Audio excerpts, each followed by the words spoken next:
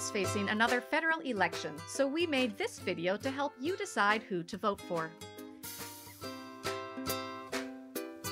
The Liberal Party of Canada under Justin Trudeau currently holds power in a minority government. The Liberal platform promises to fight climate change, advance reconciliation with Indigenous peoples, and grow the economy by focusing on the middle class. Despite their promise to protect the environment, the Liberal government bought an oil pipeline in 2018.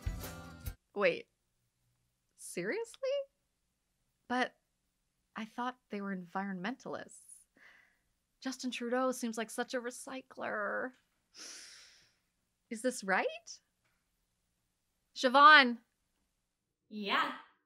It's been all over the news for like 3 years. Really?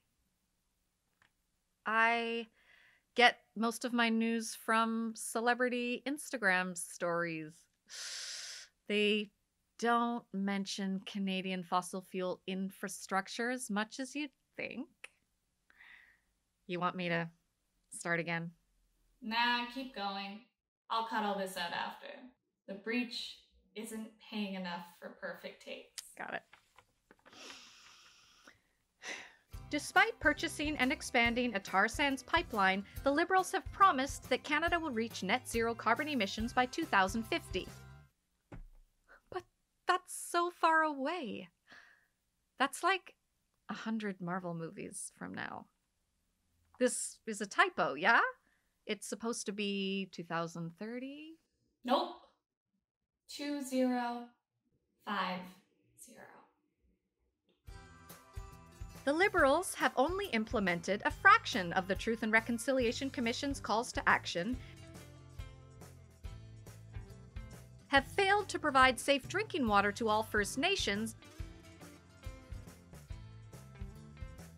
and have reneged on their promise to respect Indigenous peoples' right to say no to resource projects on their lands. First Nations don't even have clean water? But it's 2021. And hydration is so important for wellness.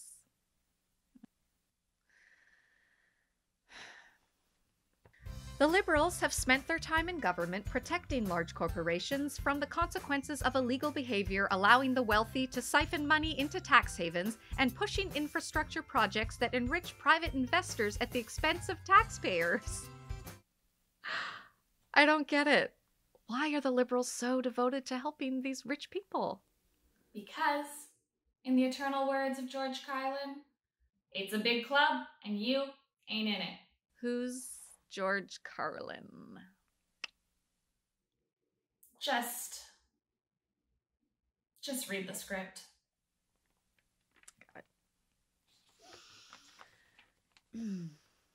The Liberals' strongest selling point during this election cycle, as in most election cycles, is that they aren't the Conservatives. Oh, I get it.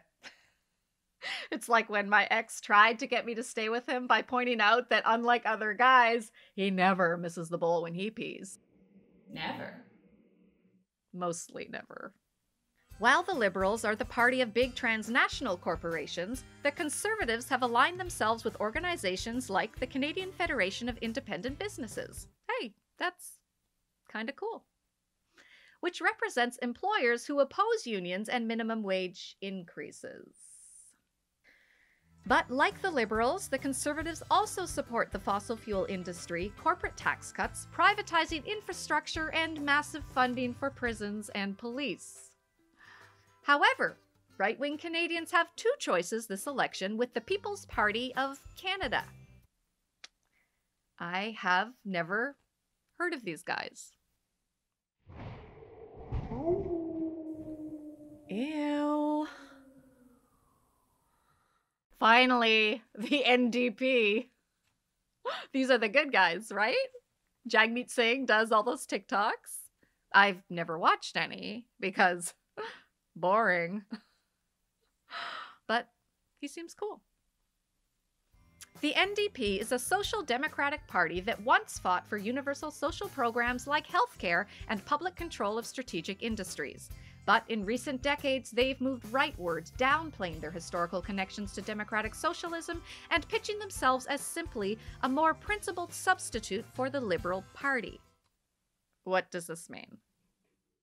It means that they only support one out of every 3 new oil pipelines.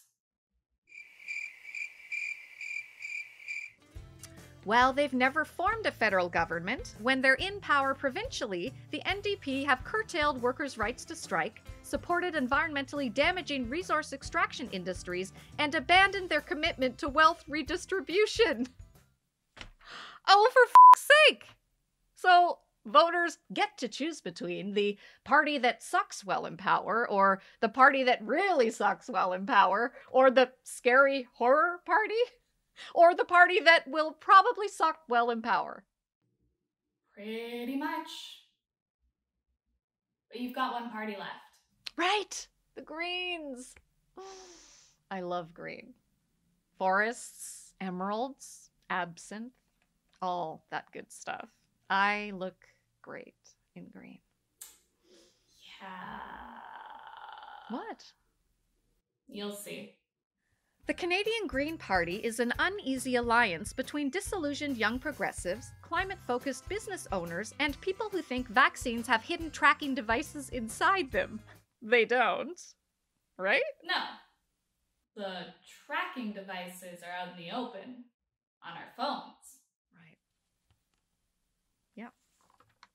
This confused mix of factions has created a party that struggles to find an identity, advocating for a green overhaul of the Canadian economy while carefully avoiding hurting the feelings of the corporate executives who make that goal impossible. So, what do? There are no good options here. So, what do you do when there are no good options? Oh, spooky. Okay. The NDP has been able to push minority Liberal governments to adopt progressive ideas when it holds the balance of power, but only because social or labor movements pushed the party, helped set the political agenda, and held the Liberal government to account.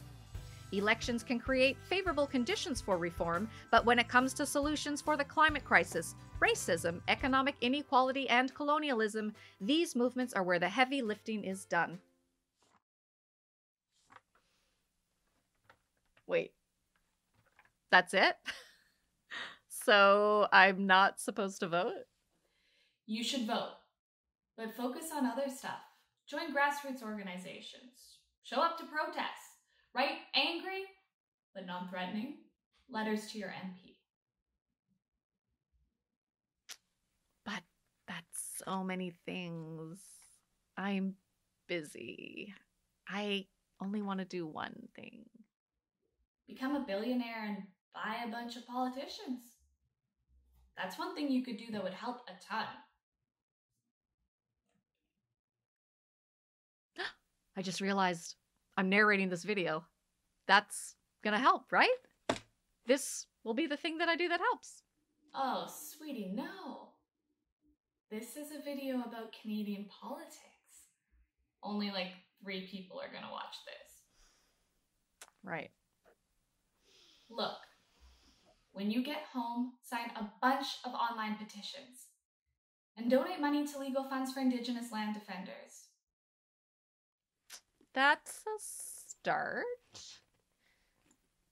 And I get to do it in my PJs.